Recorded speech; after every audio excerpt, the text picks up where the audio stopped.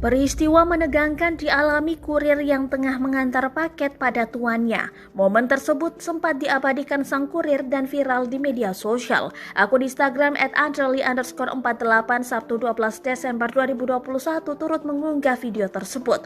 Awalnya, sang kurir memperlihatkan paket yang akan diantarkannya. Lokasi rumah sang pemilik paket melewati hutan dan jalanan tidak beraspal. Pria tersebut lalu tiba di rumah pemilik paket. Bukannya disambut sang tuan rumah, ia malah digonggong anjing. Karena takut, pria tersebut langsung tancap gas dan kabur. Bahkan semakin motornya digas, anjing-anjing itu terus berlari kencang. Tak hanya satu anjing, ia dikejar hingga 4 anjing sekaligus. Pada keterangan unggahan tak dijelaskan kapan dan di mana lokasi kejadian. Warganet pun menyoroti pekerjaan seorang kurir yang tak mudah. Kurir itu juga diberi semangat oleh warganet. Lantas tak diketahui pula bagaimana nasib paket tersebut. Siapkan lah paketnya. Jadi rasa deg-degan teh muncul, rasa hayang balik muncul, ngirim ke ini.